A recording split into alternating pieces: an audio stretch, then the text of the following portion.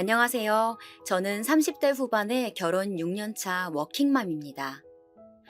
최근에 시댁을 초토화시킨 커다란 사건이 있어 이렇게 사연을 쓰게 되었어요. 우선 저는 나름 베테랑이라 자부하는 15년 차 간호사입니다. 10년 전 지금 있는 병원으로 이직한 지 얼마 안 되어서 적응하기 바빠 누군가를 만날 시간조차 없었던 때에 남편이 작은 교통사고로 입원을 하게 되었고, 그때 남편을 처음 만나게 되었어요. 열정으로 가득했던 젊은 그 시절엔 하루에 4시간을 자며 쉴 새 없이 일하던 워커홀릭이었답니다. 빡빡한 스케줄 근무에 연애는 고사하고 밥 먹을 시간조차 쪼개가며 지냈었죠. 눈이 참 많이 내리던 겨울날 입원병동 야간 당직을 섰고, 남편이 깁스를 한 발로 목발을 집은 채로 다가와 수고가 많다며 따뜻한 캔커피를 건네주더라고요. 창가 앞에 놓인 작은 테이블의 첫 만남이었지만 우린 많은 이야기를 하였었고, 이후로 지루하던 나이트 근무가 계속 기다려지더라고요. 남편이 퇴원을 하던 때쯤 우린 정식으로 교제를 시작했었고, 그렇게 4년이란 연애 후 결혼에 골인을 하여 눈에 넣어도 안 아픈 제 딸을 얻게 되었답니다. 노산에 가까운 나이인지라 출산 후 몸을 회복하는 데는 시간이 꽤 걸렸었죠. 딸아이가 너무나 어려 손이 많이 가지만 워낙 일욕심이 많았던지라 아이가 돌이 지나자마자 복직을 생각했었어요. 그리고 남편에게 제 생각들을 얘기했죠. 그래, 당신이 원하는 대로 하자. 소윤이는 베이비시터를 구하거나 엄마나 장모님한테 말씀드려 부탁해보지 뭐. 고마워, 여보. 항상 나를 존중해주는 남편 덕에 어린 딸아이의 걱정도 조금은 사그라드는 듯 했죠. 그렇게 시간이 흘러 딸 서윤이 돌잔치 날이 다가왔어요. 동서, 복직한다며? 어머니한테 얘기 들었어. 서윤이 이제 돌이야. 한참 엄마 손길이 필요한 시기라고. 간호사 일이 뭔 대수라고. 서방님 벌이가 부족한 것도 아니고 도대체 무슨 생각으로 벌써 복직을 한다는 거야? 맞아요, 형님. 아무리 못해도 서윤이 유치원 들어가는 건 보고 복직하셔야 하는 거 아니에요? 형님 없어도 그 병원 잘 돌아갈 거예요. 다시 한번 생각해보세요. 남편도 시부모님도 다 허락한 복직을 방해하는 자들이 있었어요. 바로 동갑내기 형님과 동서였어요. 이 둘은 대학 시절부터 원래 알고 지냈던 친구 사이였다고 해요. 아주버님과 형님은 10살이라는 나이 차이를 극복하고 만났고, 결혼 후 서방님과 동서를 소개시켜 주어 인연을 맺게 해줬다고 합니다. 현재도 같은 병원에 일하며 돈독한 우정을 보여주고 있어요. 그런 그 둘 사이에 끼기란 여간 어려운 일이 아니었어요. 더군다나 저보다 한참이나 어린데다 제 직업을 은근 무시하는 눈치였거든요. 둘은 의사이긴 하지만 작은 개인 병원 페이닥터로 저처럼 월급을 받는 입장이었어요. 그럼에도 마치 의사와 간호사는 주인과 그 주인을 따르는 하인 마냥 간호사를 하대하는 모습을 종종 보여 눈살을 찌푸린 적이 한두 번이 아니랍니다.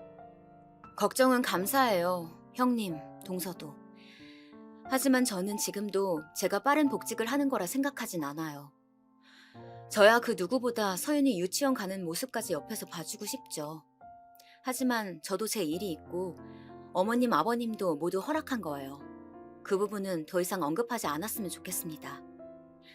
쓸데없는 오지랖에 비꼬는 듯한 둘의 말투까지 조금은 화가 났지만 최대한 참아가며 정중히 말했어요.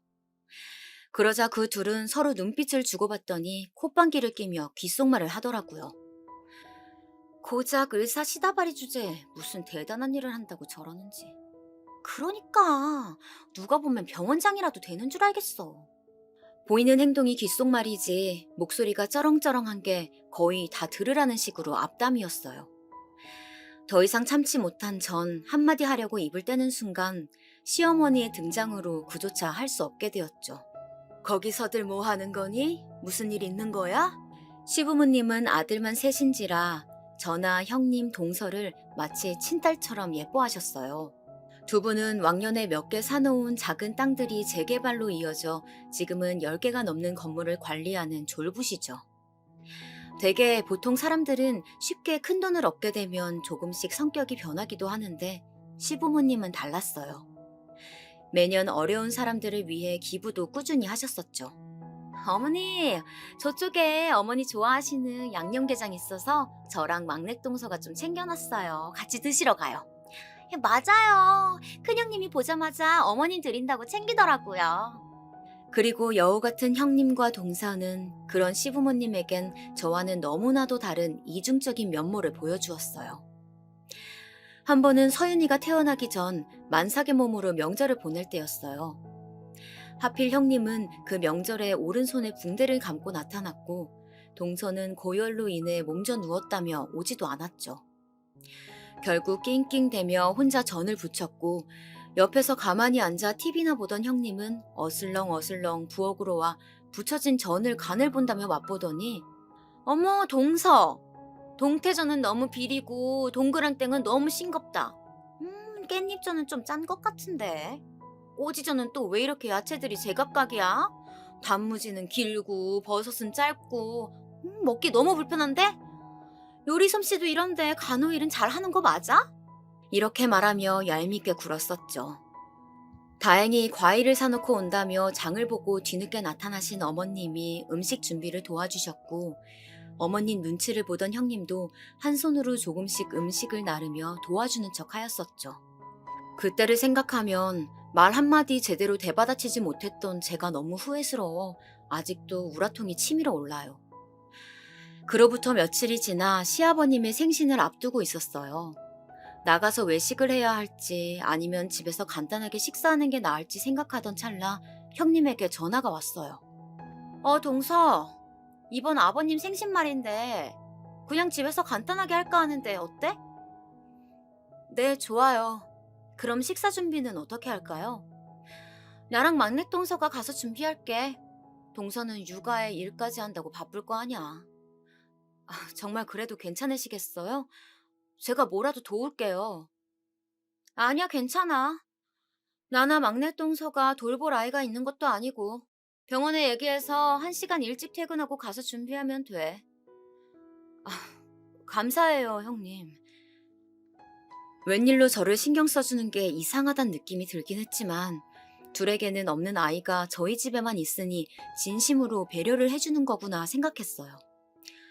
그게 큰 오산이라는 걸 늦지 않게 알 수 있었죠. 그렇게 아버님 생신날이 다가왔어요. 음식 준비는 도우지 못했으니 케이크라도 사가야지 하며 어른들도 드실 수 있을 만한 달지 않은 고구마 케이크를 하나 사들고 작은 선물과 함께 집으로 찾아가 벨을 누르는데 한참이 지나도 반응이 없었어요. 5분, 10분 시간이 흘러 남편이 결국 아버님에게 전화를 걸었어요. 아버지, 저희 집에 도착해서 계속 벨 눌렀는데 혹시 안 들리시는 거예요? 뭐, 집이라고? 우린 첫째가 밥 사준다고 해서 셋째랑 같이 나왔지. 첫째 아가, 너 둘째한테 얘기했다 하지 않았니? 당신 혹시 형수한테 얘기 들은 거 있어? 형네가 밥 사준다고 나가서 드시고 계신다는데? 뭐? 분명 나한텐 집에서 간단하게 하자고 했었어. 식사 준비는 형님하고 동서가 한다고 해서 일부러 케이크 사들고 온 건데. 너무 어이가 없어 기가 차더라고요. 씩씩대며 저희는 식사 중이라는 한식집으로 찾아갔어요. 예약자를 묻는 직원에게 형님 이름을 대니 창가 쪽 룸으로 데려갔고 똑똑하는 노크 소리 이후 문을 여니 모두의 시선이 저와 남편에게 집중되었어요. 식탁을 보니 이미 식사가 마무리되어 가는 듯 보였죠. 저희를 보자마자 입을 뗀 건 형님이었어요. 어머 동서! 원래는 집에서 하려고 했는데 도저히 나나 막내 동서가 시간을 뺄 수가 없어서 외식으로 바꾸자고 문자 남겼는데 못 받은 거야? 전 그 얘기를 듣자마자 바로 핸드폰을 확인해 보았지만 아무리 찾아봐도 문자 내역엔 형님에게 온 건들은 하나도 없었죠. 전 핸드폰을 들이밀면서 말했어요. 이것 보세요. 아무리 눈 씻고 찾아봐도 형님이 보낸 문자는 없다고요. 육아에 일까지 한다고 정신없어서 삭제한 거 아니야? 난 분명 문자 보냈어. 그럼 어디 문자 내역 보여주세요. 자꾸 문자를 보냈다며 우기는 형님에게 그러면 그 보낸 문자 내역을 보여달라고 하니 조금은 당황한 눈치더라고요. 그러더니 동서와 눈을 주고받더니 자기 핸드폰을 뒤지더라고요. 이걸 어쩌나? 내가 문자 내역이 쌓이는 게 싫어서 바로바로 삭제를 하거든. 정말 보낸 거 맞아. 그때 막내 동서도 옆에 있어서 봤다고. 그치? 맞아요. 저랑 아버님 생신 관련해서 상의하다가 외식으로 결정됐을 때 둘째 형님한테 문자 보낸다고 핸드폰 뒤적이는 걸 봤어요. 두 사람이 짜고 치니 저 한 사람을 바보 만드는 건 한순간이더라고요. 전 억울하고 어이없는 이 상황에 잠시 벙찐 채 있었더니 안절부절하던 어머니께서 입을 떼셨어요. 아이고 서윤애미야, 나라도 전화를 해줬어야 하는데 미안하다. 어서 앉아라. 둘째도 어서 앉아. 오느라 고생했다. 아니에요 어머니. 늦어서 저희가 죄송하죠. 아참, 아버님 생신 축하드려요. 이건 별거 아니고 아버님 요즘 무릎 쑤시다고 하셔서 관절약이랑 영양제 드리니 어머님하고 같이 챙겨 드세요.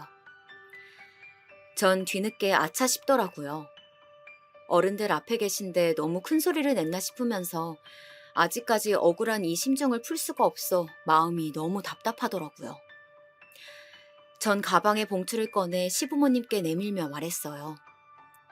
그리고 이건 큰 돈은 아니지만 어머님, 아버님 같이 나가서 맛있는 것도 사 드시고 옷도 사 입으시라고 넣어봤어요.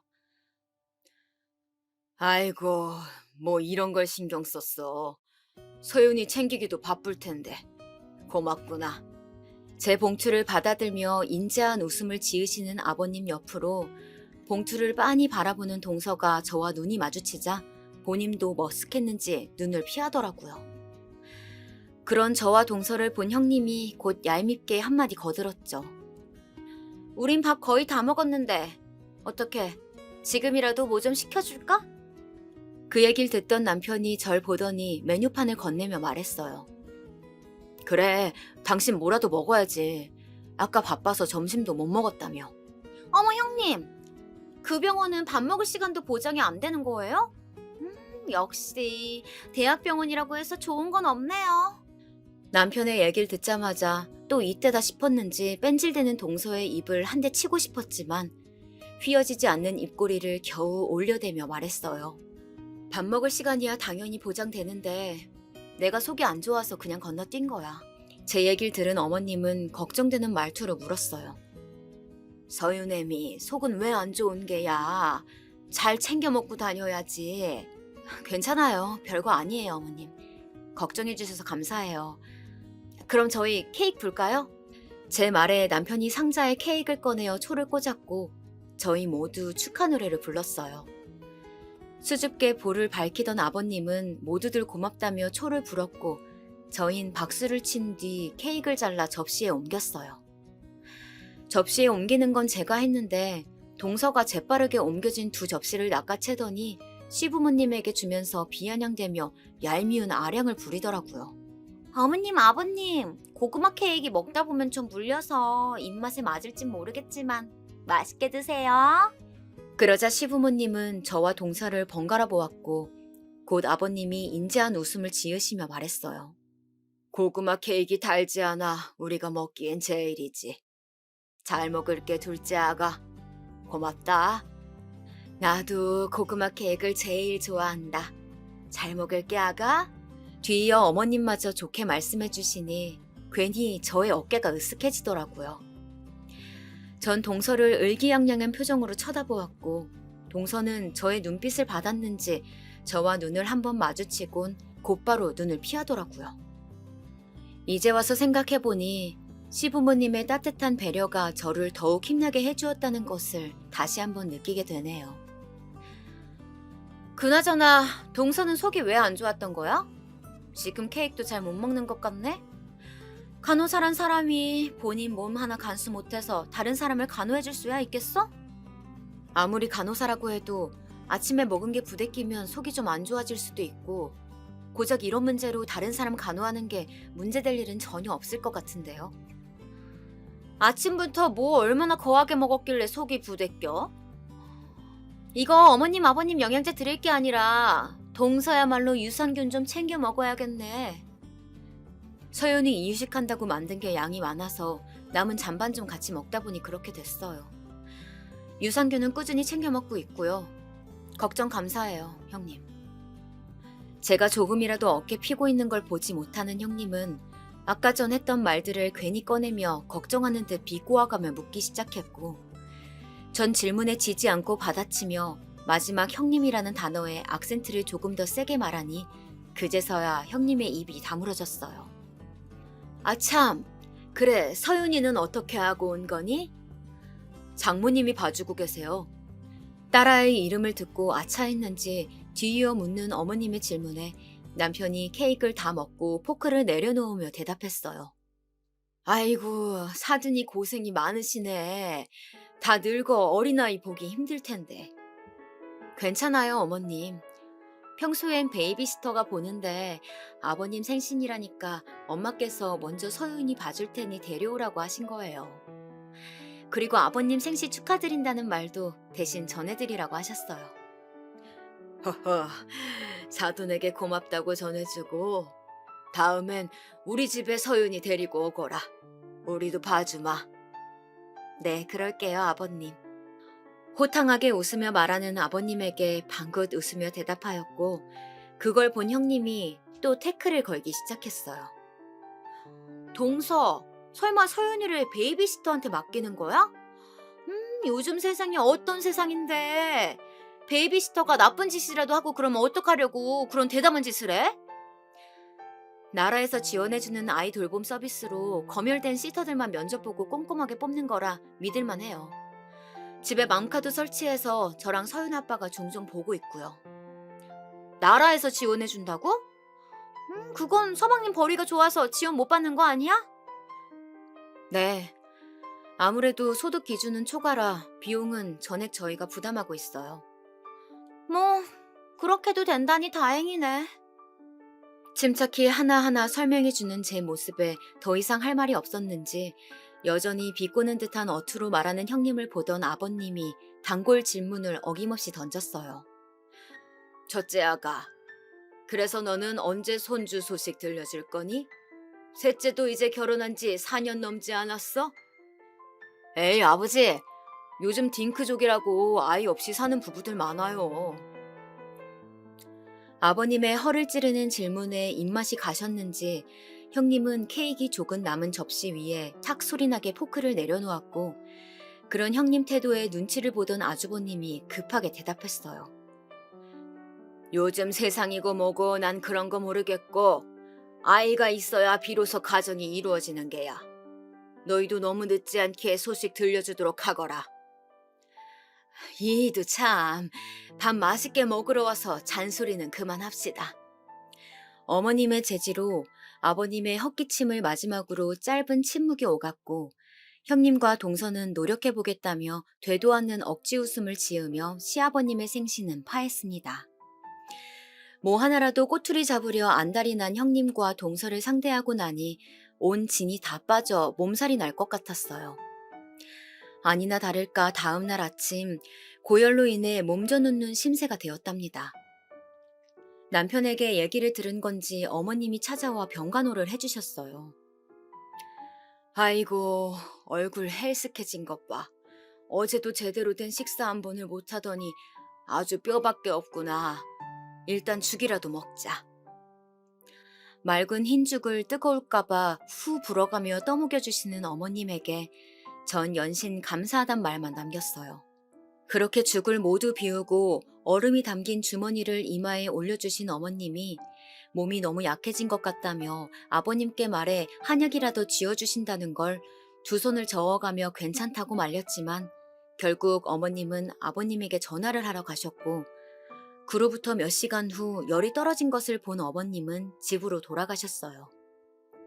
그렇게 또 시간이 지나 퇴근 시간쯤 누군가 배를 눌러 어머님이 뭘 두고 가셨나 봤더니 형님과 동서더라고요. 어쩐 일인가 하여 문을 열어주니 팔짱을 낀 채 삐딱한 표정으로 절 보고 있더라고요. 어머, 형님, 동서, 여긴 무슨 일로 오셨어요? 인연 보세. 손님이 왔으면 먼저 안으로 들어오라고 하는 게 예의 아닌가? 순간 전 제가 뭔가 잘못 들은 건가 했어요. 다짜고짜 찾아와 욕짓거리라니. 전 어이가 없었지만 일단은 안으로 들어오라고 하였고 제 말이 끝나기도 전에 제 어깨를 밀치며 안으로 들어오던 둘은 겉옷과 가방을 소파에 벗어던지며 다리를 꼬고 앉아 저를 위아래로 훑어보더라고요. 아프단 사람이 참 멀쩡해 보이네. 이거 꾀병 부린 거 아니야? 좀 누워서 쉬었더니 열이 좀 내려간 거예요. 그나저나 어쩐 일로 오신 거예요? 아버님이 큰형님한테 형님 아프니까 한약 좀 지어서 갖다 바치랍디다. 도대체 아버님하고 어머님을 어떻게 구워 삶았길래 저렇게 형님한테 쩔쩔매는 거예요?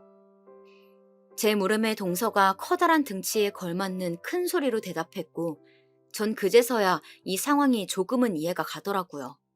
분명 엄살 부리면서 불쌍한 척 해댔겠지. 이 여우 같은 년. 우리가 무슨 이 심부름꾼인 줄 아니?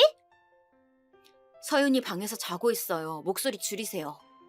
그리고 전 한약 괜찮다고 극구 사양했고 그걸 형님한테 시킬 거라고는 생각도 못했다고요. 그러니 여운이 뭐니 전 그런 욕 들을 이유 없습니다. 용건 끝나셨으면 나가주세요. 앙칼진 형님의 목소리가 거실에 쩌렁쩌렁 울렸고 전 행여나 자고 있는 서윤이가 깰까 최대한 침착하게 말하며 그 둘에게 나가달란 제스처를 취했어요. 그랬더니 갑자기 벌떡 일어난 형님이 제 머리채를 잡는 거예요. 인연이 끝까지 싸가지 없게 어디 형님한테 나가라 마라 명령이야! 왜 이러세요? 이거 놓으세요! 다짜고짜 잡힌 머리채에 내려간 열이 다시 오르는 것 같더라고요. 전 겨우 손을 뿌리쳤고 옆에선 동서는 말리기는커녕 옷과 가방을 챙겨 형님에게 건네주더라고요. 너 명심해. 네가 어떻게든 두 분 꼬셔서 조금이라도 니네 목 더 챙기고 싶은가 본데 어림없어. 장남은 내 남편이고 한 번만 더 어머님 아버님한테 꼬리치는 여우짓하면 그땐 이 정도 머리끄댕이로 안 끝날 줄 알아? 끝까지 소리를 고래고래 지르던 형님은 동서가 주는 겉옷을 챙겨 입으며 집을 나갔고 그제서야 전 서러움에 복받쳐 눈물이 나더라고요. 제가 울기 시작하니 아까 큰 소리로 떠들던 형님과 동서의 모습에도 깨지 않던 서윤이가 덩달아 울며 깼어요. 뒤늦게 약봉지를 타들고 돌아온 남편이 울고 있는 저와 서윤이의 총체적 난국인 모습을 보더니 놀라 헐레벌떡 왜 우냐고 많이 아프냐고 제 이마를 짚어주었고 전 일단 서윤이부터 달래어달라고 말한 뒤 호흡을 가다듬으며 진정을 가했죠.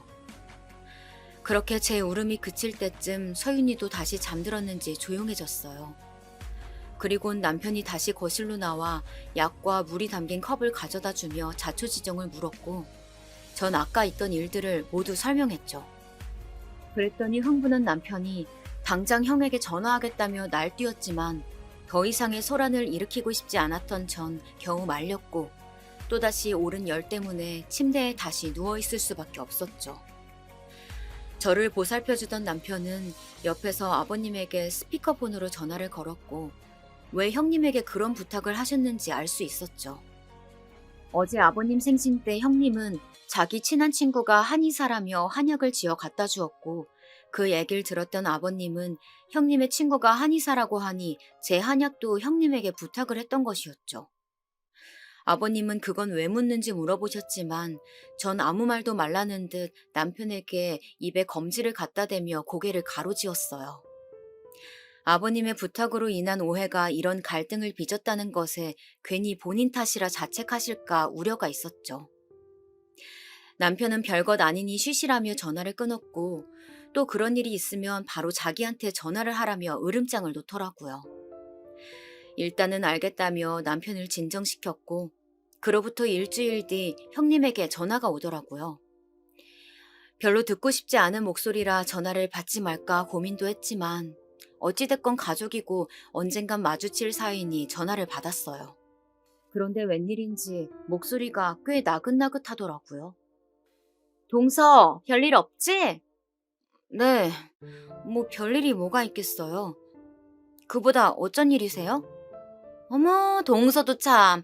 우리가 뭐 꼭 무슨 일 있어야 연락하나? 몸은 좀 어때? 단순 감기 몸살이었어요. 지금은 전혀 문제 없고요. 그렇다면 다행이네. 아니, 우리 아버님이 어찌나 동서를 생각하는지 꼭 동서한테 한약을 갖다 주라고 내가 아는 친구한테 부탁해서 지금 한약 한 달치를 지었어. 그래서 이걸 좀 갖다 주려고 하는데 오늘 퇴근 후에 별다른 약속 없지? 네, 뭐 약속은 없지만 서윤이 때문에 제가 어딜 가긴 좀 어려워서 형님이 직접 저희 집으로 와주셔야 할 것 같은데 괜찮으시죠? 그럼 뭐 나나 막내 동서가 봐줘야 할 아이가 있는 것도 아니고 우리가 가야지. 막내 동서랑 이따 7시에 갈게. 네, 그러세요. 끝까지 사근사근 전화를 마치는 형님을 보고 딱 눈치가 가더라고요. 아, 옆에 아버님이나 어머님이 계시겠구나 하고요. 그리고 시간이 흘러 퇴근 후 베이비시터를 집에 보내고 집을 간단하게 치웠어요. 하필 오늘따라 남편은 일이 늦게 끝난다고 하였고 결국 그 둘과 삼자 대면을 하게 되었어요. 약속 시간 10분 전 벨이 울렸고 전 떨떠름한 표정을 감추지 못한 채 그 둘을 맞이하였어요. 그들 또한 삐딱한 시선으로 저를 바라보며 한약 박스를 건네주었고 전 고맙다는 말과 함께 박스를 받아 식탁 옆에 내려두었죠. 그 둘은 너무나도 자연스럽게 소파에 겉옷과 가방을 내려둔 뒤 테이블에 자리를 잡아 앉았고 이후 전 미리 내려두었던 원두 커피를 찻잔에 옮겨 담아 둘 앞에 내려놓으며 말했어요. 에디오피아에서 수입해온 원두를 직접 간 커피예요. 맛이 꽤 좋을 거예요. 드세요. 어머, 병원에서 일하면서 차고 넘치게 마시는 게 커피인데 이렇게 센스가 없어서야. 동서가 일하는 병원 의사들은 동서 참 답답해하겠다. 그렇게 뜨거운 커피는 됐고 뭐 혹시 주스 같은 건 없어? 아까와는 확연히 달라진 말투에 아까 통화할 때 옆에 아버님이 계셨겠구나 했던 제 예상은 거의 확신이 되었습니다. 전 냉장고를 한번 살펴보고 주스는 없는데 그냥 커피 드시면 안 되냐 물었고 기어코 주스가 드시고 싶다는 형님에게 그럼 편의점 좀 다녀올 테니 잠깐만 기다려달라고 하였죠. 동서, 난 오렌지 주스를 부탁해. 설마 내가 한약까지 갖다 줬는데 이 정도로 서운해하고 그러는 거 아니지? 네, 한약은 잘 먹을게요. 혹시라도 서윤이 깨면 바로 전화 좀 주세요. 형님, 전 콜라요. 간단하게 외투를 입고 지갑을 챙겨 나가는데 그 와중에도 원하는 음료를 외쳐대는 형님과 동서에게 꽉 쥔 주먹을 뒤로 숨긴 채 문을 닫았죠. 그렇게 편의점에서 오렌지 주스와 콜라를 사들고 가는 길에 혹시라도 서윤이가 울며 엄마를 찾진 않을까 걱정되어 맘카를 켜보았어요. 그리고 둘만 남겨진 집에 오가는 대화에 경악을 금치 못했죠. 내가 진짜 입간년 때문에 이런 심부름까지 해야 하냐? 그러게, 혜진이 너도 진짜 대단해. 나 같으면 아무리 아버님이 옆에 있어도 그렇게 곱게 전화하지 못했을 거야. 나라고 뭐 좋아서 그랬겠냐? 그 노인네들 눈밖에 나봤자 좋을 게 하나 없어 그러지. 하여간 늙으면 뒤져야 하는데 노인네들 팔팔한 게 아주 100살까지 살겠어. 야, 너 무슨 그런 끔찍한 소리라냐? 생각만 해도 지긋지긋하다.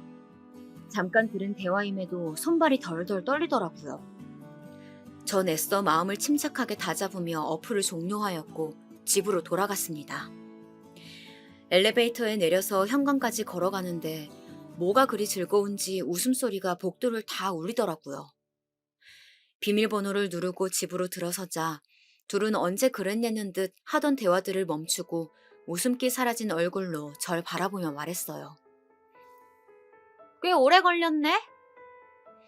저희 아파트 상가가 이쪽 동이랑 반대편에 있어서 앞에 있는 편의점이라고 해도 거리가 꽤 돼서 시간이 좀 걸렸어요. 전 오렌지 주스와 콜라를 주스잔에 따라주며 말했어요. 작은 아주버님은 오늘 많이 늦으시나 봐요? 일하는 알바생이 갑자기 못 나온다고 해서 대타 뛰고 있어. 주스잔을 건네주며 대답한 뒤 드시라고 말과 함께 저도 자리에 앉았어요. 지난주엔 내가 행동이 좀 경솔했어. 그 부분은 사과할게, 동서. 무슨 꿍꿍이인지 지난주 제 머리채를 잡았던 일을 먼저 사과하는 형님에게 의심의 눈초리를 거두지 못한 채 사과를 받아주었어요. 그런데 동서도 알다시피 우리 남편이나 막내 동서 남편은 아버님 밑에서 건물 관리인으로 뭐 잡다한 이런저런 일 다 하는데 월에 얼마 받는 줄 알아? 얼마나 받으시는데요? 500. 고작 500 받으면서 그 뒤치다거리 다 한다고. 그런데 둘째 서방님은 본인 사업이라 쳐도 월에 못해도 1,000만 원은 거뜬히 벌잖아. 네, 뭐 그 정도는 벌죠. 형님 말씀대로 본인 사업을 하는 거니까요. 동서가 뭘 모르나 본데 둘째 서방님 사업 자금을 누가 대줬겠어? 다 아버님이 대준 거야. 그런 탄탄한 기초 자본금 없었으면 그렇게 성공도 못했다고. 그래서 형님이 하시고자 하는 말씀이 뭔데요? 제 물음에 우물쭈물하는 형님 옆으로 동서가 이때다 싶었는지 큰 소리로 답하더라고요. 유산을 받지 않겠다 하세요. 건물 관리도 저희 남편들이 하는데 당연히 건물도 큰 아주버님하고 제 남편이 오롯이 받는 게 맞죠. 아니 그게 무슨 어처구니가 없었어요. 유산을 포기하라니. 이 둘의 검은 속내가 뻔히 보여 슬슬 진절머리가 나더라고요. 이 얘기는 못 들은 걸로 할게. 아직 아버님 어머님 두 분 다 정정하시고 벌써부터 이 문제를 거론하는 건 아닌 것 같은데. 그럼 아버님이 동서 이뻐하니까 우리 남편들 월급 조금이라도 올려줘라고 얘기 좀 해주라. 제 말이 끝나자마자 기다렸다는 듯이 말하는 형님. 이건 또 무슨 소린지 더 이상 이 둘의 얘기를 들으면 안 되겠다 싶었죠. 그런 얘기는 제3자인 제가 드리는 것보다 형님이랑 동서가 하는 게 맞다고 보는데요. 이 얘기 또한 못 들은 걸로 할게요. 한약은 정말 고마워요. 잘 받았다고 저도 아버님께 말씀드리죠. 용건 끝나셨으면 돌아가 보세요. 저녁 시간대 지났는데 집 가서 아주버님하고 서방님 기다리시겠어요. 제 얘기를 들은 그 둘은 시계를 보더니 시간이 벌써 이렇게 됐냐며 불이 나게 짐을 챙기고 집으로 갔어요. 그리고 곧이어 남편이 돌아왔고 아까 제가 편의점 다녀올 동안 둘이 대화하던 녹음본을 같이 보았죠. 다행히도 저희 집 맘카는 안방을 빼곤 모두 자동 녹화되게끔 설정을 해둔 터라 제가 들은 그 짧은 대화를 제외하고 전과 후 그 둘의 대화를 긴밀히 살필 수가 있었어요. 아까 들었냐? 에디오피아 어쩌고 하면서 또 유식한 척 고상한 척 하는 거. 완전 재수없어. 근데 여긴 저번에 왔을 때도 느꼈는데 집이 좀 큰 것 같지 않아? 이 정도 평수면 한 50평은 되려나? 50평 훨씬 넘지. 난 아직 30평인데. 나도 그래. 근데 우리 집은 평수가 훨 작은데도 이것보다 더러운데 여긴 집도 넓은데 청소는 잘 돼 있네. 청소하는 도우미 아줌마 쓰나 보지. 간호일 하면서 어떻게 집안 청소까지 이렇게 깨끗하게 하겠어. 하긴 둘째 아주버님 버리면 도우미 하나 쓸만하다. 그치? 나 같아도 쓰겠어. 네 남편이나 우리 남편은 생긴 것도 제일 학급이면서 벌이도 변변찮고 잘못 잡은 것 같다. 둘째 서방님이 삼형제 중에선 제일 인물도 괜찮고 여러 방면으로 다 좋은데 하필 이런 늙은 여우가 물어가선. 맞아. 나 진짜 아버님 건물만 아니었으면 당장 이혼했어. 아니 애초에 결혼도 안 했겠지. 이 인간 매일같이 코 골고 먹는 건 왜 또 그렇게 돼지같이 먹는지. 한 공간에 있기만 해도 닭살 돋는다니까? 그러게 내 남편은 딱 사오정에 네 남편은 딱 저팔계네. 이런 이야기를 하며 서로 키득키득 웃는 두 형님과 동서. 남편은 옆에서 보더니 주먹을 꽉 쥔 채 부들부들 떨더라고요. 그걸 본 전 잠시 영상을 일시정지했어요. 저 두 인간 살고 있는 그 30평대 아파트 우리 아버지가 형하고 동생 결혼할 때 해준 거야. 우리는 손 하나 안 벌리고 둘이 아껴감을 모은 걸로 20평대에서 옮긴 건데 그런 것도 모르고. 나는 알지 여보. 허영심만 가득 찬 저 둘이 그런 것까지 알겠어. 전 떨고 있는 남편의 두 손을 꽉 붙잡아 주었고 영상을 다시 재생했어요. 진짜 너무 웃겨. 근데 저 한약은 얼마 줬어? 저거 내가 버리는 약재들로 구색만 맞춰달라고 해서 얼마 안 줬어. 내가 진짜 이깟년 때문에 이런 심부름까지 해야 되냐? 그러게, 혜진이 너도 진짜 대단해. 나 같았으면 아무리 아버님이 옆에 있어도 그렇게 곱게 전화하지 못했을 거야. 나라도 뭐 좋아서 그랬겠냐? 그 노인네들 눈밖에 나봤자 좋을 게 없어서 그렇지. 하여간 늙으면 뒤져야 하는데 노인네들 팔팔한 게 아주 100살까지 살겠어. 야, 무슨 그런 끔찍한 소리라냐? 생각만 해도 지긋지긋하다. 곧이어 제가 아까 봤던 그 대화 내용도 나오더라고요. 그리고 전 저 한약을 당장 가져다 버려야겠다고 맘먹었죠. 그나저나 저번에 내가 머리채 잡고 지랄한 거 혹시 노인네들한테 떠벌리진 않았겠지? 말했다면 진즉에 우리 불려가서 뭐라 했을 것 같은데 잠잠한 거 보니까 아직 안 한 것 같은데? 야, 우리 이따 얘 오면 제안 하나 할까? 제안? 무슨 제안? 유산 포기하라고. 그것도 안 되면 노인네들이 예뻐해주니까 네 남편하고 우리 남편 월급 좀 올려달라고 부탁 좀 해달라고 말해보는 거야. 전혀 안 들어줄 것 같은데. 당근 안 들어주지. 그냥 말만 던져보는 거야. 어떻게 반응하나. 까놓고 말해서 건물 관리는 네 남편이랑 우리 남편이 다 하는데 유산도 오롯이 받는 게 맞지. 둘 월급이라고 해봤자 서방님 한 달에 버는 것보다 한참 모자라는데. 그것도 맞지. 지는 돈 잘 버는 번듯한 남편도 있으면서 유산까지 똑같이 나눠받길 바라면 욕심이지. 고작 간호사인 주제에 의사인 우리 둘 앞에서 유식한 척 해대고 그깟 애 좀 있다고 유난해. 아휴. 그리고 노인네들 지금 시대가 어떤 시대인데 자꾸 애 타령하냐? 맞아. 진짜 그놈의 손주 타령 아주 지겨워 죽겠어. 지금 남편인지 돼지인지 모르는 이작자랑 같이 있기도 싫어서 각방 쓰는 마당에 손주는 무슨. 너네 아직도 각방 써? 그러고 보니까 각방 쓴 지도 벌써 2년 다 돼가네. 막내 서방님은 가만히 있어? 최근까지만 해도 애교 부리면서 달라붙는데 피곤하다며 떼어놓고 있지. 이 집도 거의 1년째야. 너흰 뭐 그냥 거의 쇼윈도 부부네.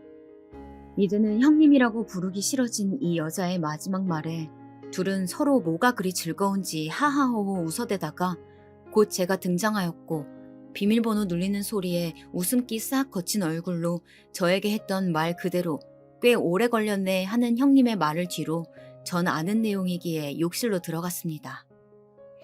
씻고 나오니 허탈한 표정으로 가만히 핸드폰만 바라보던 남편은 곧 여자 볼 줄 모르는 바보 같은 형과 동생 때문에 제가 고생이라며 저한테 미안하다고 하더라고요. 저는 괜찮다며 남편을 토닥여 주었고 당장 시부모님께 이 영상을 보여주러 가겠다는 걸 조금만 참았다가 다음에 기회를 보고 다 같이 있을 때 말하자며 남편을 설득했어요. 물론 이 녹화 영상은 저장해 두었고 때가 되면 꼭 밝히리라 다짐하며 꽤 고단했던 하루를 마무리했어요. 그렇게 또 육아와 병원 일에 바쁜 나날들을 지내며 대학 동기들 모임이 있어 반가운 친구들을 오랜만에 만났어요. 맞다. 유진이 너 이번에 병원 옮겼다고 하지 않았어? 그 중에서 제일 친하게 지냈던 유진이의 안부를 물었죠. 그러다 뜻밖의 소식을 들었어요. 땡땡 피부과라고 역 바로 앞에 있는 곳이라 교통이 편하더라고. 땡땡 피부과? 거기 우리 형님하고 동서가 페이닥터로 있는 곳인데? 알고 보니 유진이가 이직한 병원은 형님과 동서가 같이 일하는 피부과였더라고요. 뭐? 그럼 혹시 김혜진이랑 이정은 맞아? 맞아. 어떻게 얘기 듣자마자 바로 안 해? 그 둘 형님 동서 사이로 친한 거 병원 사람들 다 알거든. 그리고 여기 부원장은 고작 그렇게 둘뿐이야. 여기 병원도 위치가 좋아서 장사가 잘 되는 거지. 실력은 새 원장들 다 영꽝이야. 그나저나 그 두 부원장이 너네 시댁 식구라니 대박이다. 그 둘 병원에서 굉장히 소문 안 좋아. 그리고 유진이를 통해 들은 얘기는 더욱 충격적이었습니다.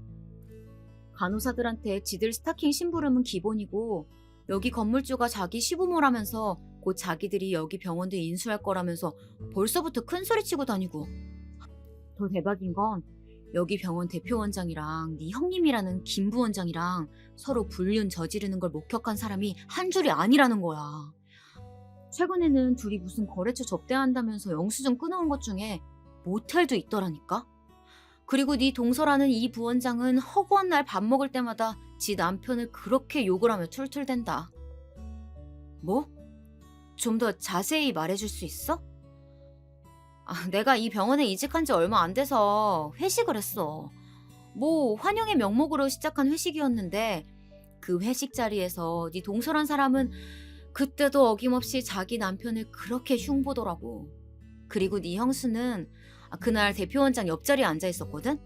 내가 젓가락 떨어뜨려서 줍는다고 식탁 밑으로 들어가니까 서로 손을 잡고 있더라고. 그때 소문이 사실이란 걸 확신했지. 유진아, 혹시 그걸 증명할 수 있을 만한 걸 내가 받아볼 수 있을까? 이런 중요한 내용을 나만 알기도 뭐하고 그렇다고 증거 없이 말하긴 리스크가 너무 커서 그런데 부탁 좀 해도 될까? 두 손 꼭 잡고 부탁하는 제 모습을 본 유진이는 흔쾌히 부탁을 들어주기로 하였고 이 엄청난 내용을 전 집에 가자마자 남편에게 얘기했습니다. 그게 사실이면 얼른 형이나 진욱이한테 얘기해야지. 안 돼, 여보. 지금 말하면 괜한 불화만 일으킬 뿐이야. 우리 둘의 말뿐인 얘기를 아주버님하고 서방님이 과연 믿을까? 내가 유진이한테 부탁해놓은 게 있으니까 조금만 기다려보자. 제대로 된 증거를 잡으면 그때 얘기하자. 제 얘기를 들은 남편은 당장 아주버님과 서방님께 전화를 하려 했고 전 겨우 말려 진정을 시켰죠. 그리고 일주일이란 시간이 지나 저에게 두 가지 소식이 전해졌어요. 하나는 친구 유진이에게서 온 소식이었어요. 증거를 잡았다는 연락이었죠. 때마침 병원에 도난 사건이 있어서 원 내에 CCTV를 돌려봐야 했고 그 안에 형님의 불륜 현장도 있었다는 거예요. 대표 원장실에서 부둥켜 끌어안으며 키스하는 형님과 대표 원장의 모습이었어요. 그 장면을 유진이가 사진으로 촬영한 후 핸드폰으로 넘겨주었고 전 듣기만 했던 형님의 불륜 장면을 바로 목격하니 뻔뻔하기 그지없는 이 둘의 모습에 소름이 다 돋더라고요. 그리고 남은 한 소식은 제가 간호생활 15년 만에 드디어 수간호사로 승진했다는 소식이에요. 제 사수이자 직장 상사였던 수간호사 언니가 늙은 어머니 복량을 위해 시골로 내려가야 해 관둘 수밖에 없었고 그 자리를 제가 대신하게 된 것이죠. 대학병원 치곤 비교적 빠르게 수간호사가 된 격이었어요. 저는 이 승진 소식을 제일 먼저 남편에게 알려주었고 저보다도 더 기뻐해주며 퇴근길에 제가 좋아하는 케이크와 와인을 사올 테니 일을 마치자마자 집으로 늦지 않게 들어오라며 축하해 주었죠. 이후 친정집에 전화하여 소식을 말해주었고 친정엄마는 곧 눈물을 흘리며 축하해 주셨어요. 아유, 고생 많았다. 고생 많았어. 정말 축하한다. 고마워요. 근데 엄마 지금 울어? 왜 울고 그래? 울긴 누가 울어. 엄마가 좋아서 그래. 너가 그동안 얼마나 많이 고생했는지 알아서. 처음 병원 실습한다고 나갔을 때 매일같이 울고 들어와서 엄마가 얼마나 마음이 안 좋았는데.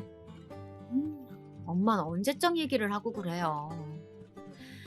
울먹이며 말하는 친정 엄마의 진심 어린 말에 저 또한 눈물이 날 것 같았죠. 부유한 시댁과는 다르게 저희 집은 지극히 평범한 집안이었어요. 일반 중견기업에 30년 넘게 종사하시며 자식들에게 손 벌리고 싶지 않다며 정년퇴임을 미루고 계시는 조금은 가부장적인 아버지와 이제는 텃밭에 자라는 작물들을 보며 즐거움을 느끼시는 가정주부이신 어머니. 간호사라는 직업이 아무래도 여성의 비율이 많았고 소위 말하는 텃세에 빡빡한 스케줄 근무까지 더해져 제 첫 사회생활은 그야말로 아비규환이었어요. 그럼에도 전 꿋꿋이 버텨냈고 무엇보다 이 일이 힘들긴 하여도 보람있고 재미있었어요. 그렇게 과거를 잠시 회상하게 했던 친정엄마와의 전화를 끊고 시어머님에게 전화를 걸었어요. 어머님, 건강 잘 챙기며 지내고 계시죠? 그럼 우리 둘째 아가 덕분에 잘 지내고 있지. 서윤애미도 서윤이도 서윤애비도 다 잘 지내지? 네, 그럼요, 어머님. 다름이 아니고 제가 이번에 병원에서 수간호사로 승진을 하게 됐어요. 아이고, 우리 서윤애미가 아주 대견한 일을 했구나. 승진이라니 정말 축하한다, 아가. 감사해요, 어머님. 그래서 말인데, 제가 이번에 한우 잘하는 제보를 모셔서 한 끼 제대로 대접해드리고 싶은데, 시간 언제가 괜찮으세요? 에이, 얘는 한우는 무슨, 우리는 괜찮다. 그 돈으로 너희들 맛있는 거 하나라도 더 사 먹어라. 아니에요, 어머님. 제가 진심으로 대접해드리고 싶어서 그래요. 저 이번에 승진 보너스도 나와요. 아이고, 그래. 그럼 너희 시아버지랑 상의해서 시간 말해주마. 다시 한번 축하한다.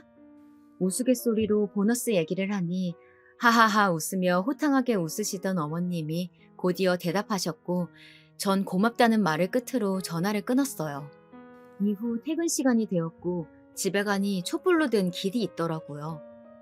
그 길을 따라가니 케이크와 꽃다발을 들고 있는 남편이 있었고 전 너무 감동한 나머지 그 자리에서 엉엉 울고 말았답니다.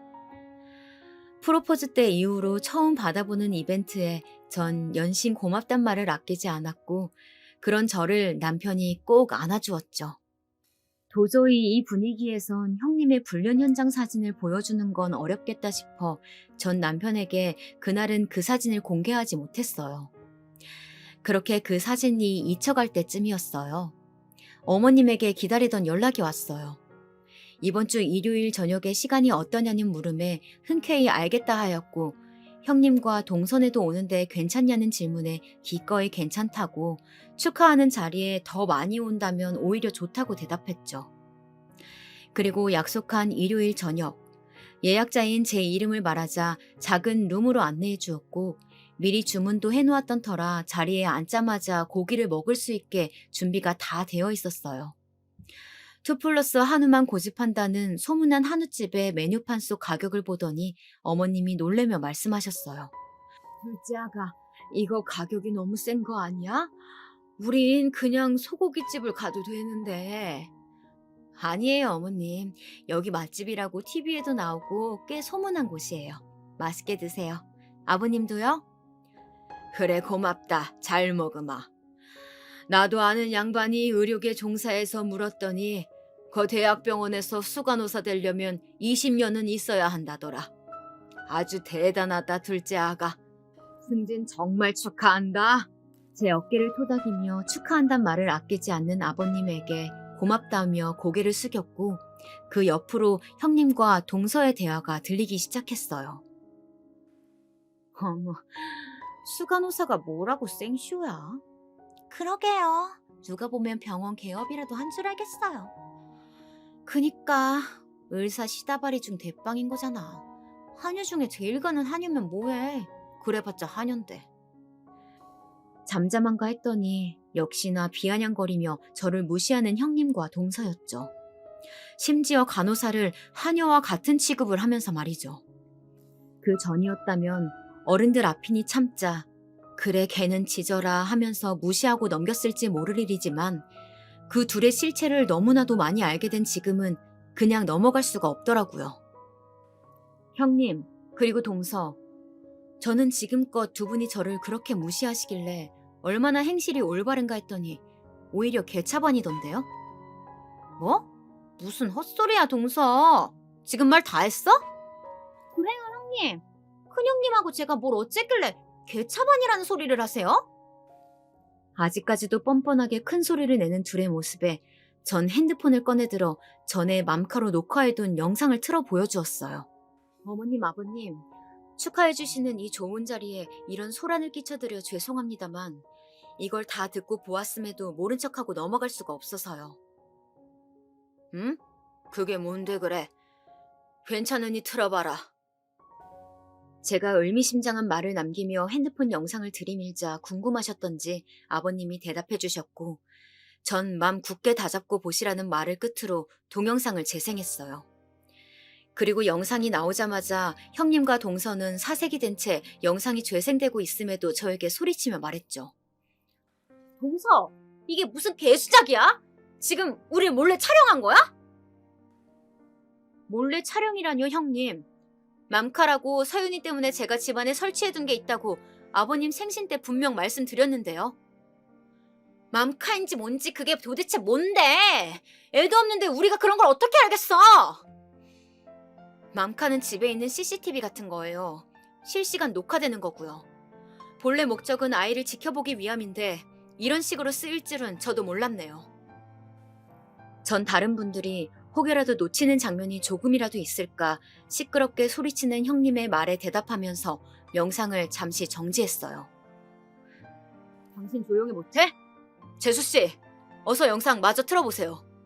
전 아주버님에게 고개를 끄덕이며 영상을 다시 재생하였고 어머님과 아버님은 본인들의 뒷담화가 나오자 허업하며 숨을 들이키신 후 아이고 아이고 하며 무릎을 치며 우셨어요.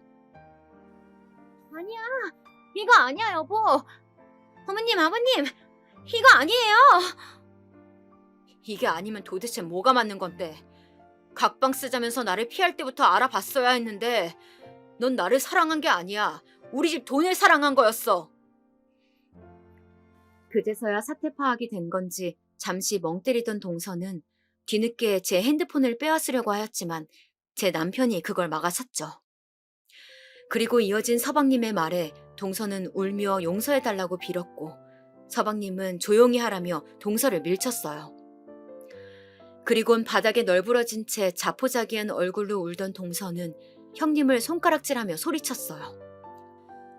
이 일꾼인 거 다 인연이라고. 난 그냥 따랐을 뿐이야. 더 약은 건 바로 얘라고. 너 진짜 조용히 못해? 이후 서방님은 동서가 더 이상 말을 잇지 못하도록 입을 큰 손바닥으로 막았고 형님은 아주버님에게 계속 아니라며 자기가 함정에 빠졌다는 말만 되풀이했죠.